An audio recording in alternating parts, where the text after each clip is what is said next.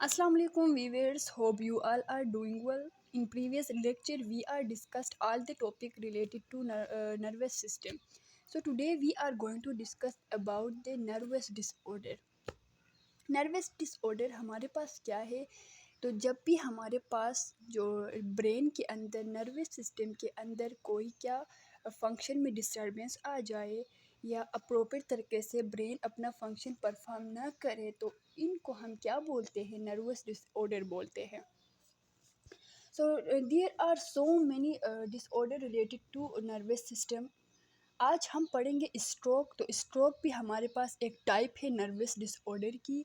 आज हम जानेंगे कि स्ट्रोक किस वजह से क्रिएट होता है और इसकी सिम्टम्स क्या है, इसकी ट्रीटमेंट क्या है. तो आज हम ये सारे क्या करेंगे, डिस्कस करेंगे स्ट्रोक के बारे में.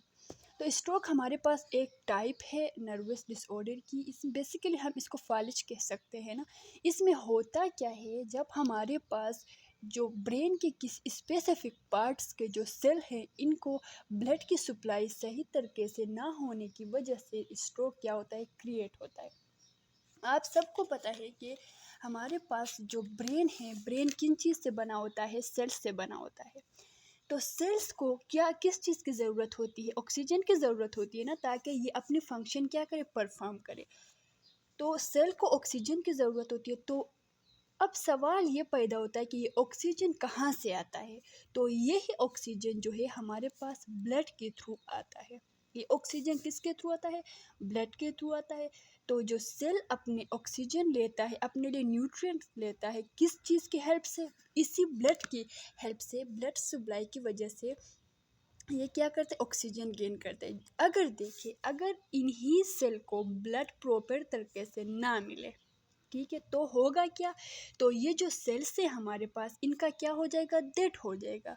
डेफिनेटली अगर इनका डेथ हो जाए तो डायरेक्टली हमारे पास ब्रेन में क्या हो जाएगा, जो नर्वस सिस्टम है इसमें डिस्टर्बेंस क्रिएट हो जाएगी और ब्रेन अपना प्रॉपर फंक्शन सही तरीके से नहीं कर पाएगा. देखो, मैं आप लोगों को एक एग्जाम्पल देती हूँ. हमारा ब्रेन जो है, इनकी मुख्तलिफ क्या है, रीजन्स है ना. तो इधर मैं आप लोगों को तीनों रीजन का एग्जांपल देती हूँ. फॉर एग्जांपल ये तीनों रीजन है और ये इनके अंदर क्या है, सेल्स है. ये हमारे पास क्या है, ब्लड वेसल्स है. तो देखो, ब्लड इन सेल को भी प्रॉपर तरीके से क्या सप्लाई होता है, इस रीजन को भी सप्लाई होता है प्रॉपरली. इस रीजन की अगर हम बात करें तो इसमें ब्लड वेसल जो है, इसमें क्या हो जाता है, ब्लॉकेज होता है. ब्लॉकेज की वजह से ब्लड जो है आगे सप्लाई नहीं हो जाएगा. तो ये जो सेल्स है इनकी क्या हो जाएगी, डेथ हो जाएगी. तो डायरेक्टली हमारे पास क्या डिसऑर्डर क्रिएट होगा. तो ये ओवरऑल हमारे पास क्या है, स्ट्रोक है. तो इसके बाद स्ट्रोक के हमारे पास क्या है, टाइप्स है. एक हमारे पास है इस्केमिक स्ट्रोक, दूसरा हमारे पास है हेमोरेजिक स्ट्रोक और तीसरा हमारे पास क्या है, ट्रांसिएंट इस्केमिक अटैक है. तो अब इस्केमिक स्ट्रोक हमारे पास क्या है, यही जो मैंने पहले आपको बताया कि इसमें जो वेसल्स है, ब्लड वेसल, इनमें ब्लॉकेज आ जाता है. इनमें क्लॉट होने की वजह से ब्लड आगे नहीं जाता है, सर्कुलेट नहीं कर सकता. इसको हम बोलते हैं इस्केमिक स्ट्रोक. मतलब ब्लॉकेज ऑफ ब्लड वेसल्स की वजह से ये होता है. दूसरा हमारे पास हेमोरेजिक स्ट्रोक जो है, ये हमारे पास क्या होता है, जब ब्लड वेसल ब्रस्ट हो जाते हैं. ठीक है, ब्लड वेसल अगर ब्रस्ट हो जाए ब्लड की ज़्यादा प्रेशर की वजह से, तो तब भी हमारे पास ब्लड जो है ये क्या हो जाएगा, प्रॉपर तरीके से आगे मतलब सप्लाई नहीं हो जाएगा सेल्स को. तो तीसरा हमारे पास जो है ट्रांसिएंट इस्केमिक अटैक. ये वो है, इस टाइप का डिसऑर्डर है. इसमें थोड़ी देर के लिए जो है ब्लड का सप्लाई बंद हो जाता है, लेकिन थोड़ी देर के बाद खुद से ये क्या प्रॉपर तरीके से दोबारा से हो जाता है. तो इसको हम बोलते हैं ट्रांसिएंट इस्केमिक अटैक. तो अब हम बात करेंगे इनके सिम्टम्स क्या हैं. तो numbness of face, arm, leg. हमारे जो है ना, नमनेस का मतलब वीक होना, नकारा होना, मतलब सुन होना. देखो, आप लोगों को पता है कि जो बंदा पैरालाइज होता है तो इनका जो बॉडी पार्ट्स जो है, फेस भी हो गया, फेस हमारे पास फेस का स्ट्रक्चर भी कुछ अजीब सा हो जाता है. फेस के एक साइड जो है डाउनवर्ड हो जाता है. तो इनके आर्म जो है ये बिल्कुल सुन हो जाते हैं, मतलब बिल्कुल नकारा हो जाता है ना. बंदा खुद से उठा नहीं सकता अपने हाथ को, दिक्कत फील होती है. तो लेग لیک ہو جاتا ہے، کنفیوژن مطلب بندے کو جو ہے کنفیوژن ہو جاتا ہے، اس بولنے میں اس کو دقت ہوتی ہے، دیکھنے میں مطلب وہ پراپر طریقے سے کیا دیکھ بھی نہیں سکتا ہے، اور پراپر طریقے سے وہ واک بھی نہیں کر سکتا، اور اس کو کیا شدید ہیڈیک ہو جاتا ہے، مطلب سر میں مسلسل درد ہوتا رہتا ہے۔ اس کے بعد ہم بات کریں گے ٹریٹمنٹ کے اوپر۔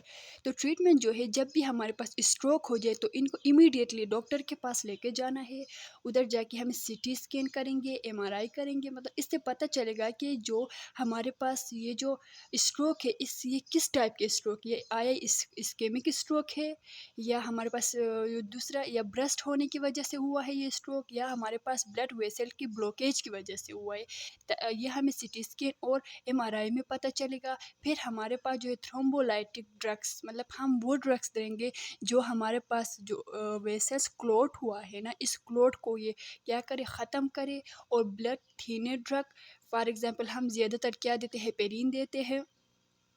یہی جو ہے ہمارے پاس ٹریٹمنٹ ہے، ان کی وجہ سے جب ہم یہ کریں گے تو انشاءاللہ یہ کیا ہو جائے، کور اپ ہو جائے گا۔ تو اس کے بعد ہمارے پاس جو ہے رسک فیکٹر کیا ہے، تو ہائپر ٹینشن، اگر زیادہ عرصے تک بندے کی بی پی ہائی رہتا ہے تو اس میں یہ ہو سکتا ہے، رسک فیکٹر ہے یہ اسٹروک کی۔ دوسرا ہمارے پاس جو ہے اسموکنگ جو ہے، اور تیسرا ڈائبٹیز میلائٹس، اور فورتھ ون ہمارے پاس کیا ہے، تھرومبوسس ہے۔ یہ تھرومبوسس بلڈ کلوت کی وجہ سے بھی ہو سکتا ہے، یا بلڈ ویسلس میں کچھ ہمارے پاس فیٹس یا لپڈ بھی ہونے کی وجہ سے کیا ہو جاتا ہے، یہ تھرومبوسس ہو جاتا ہے۔ تو تھینک یو فار واچنگ۔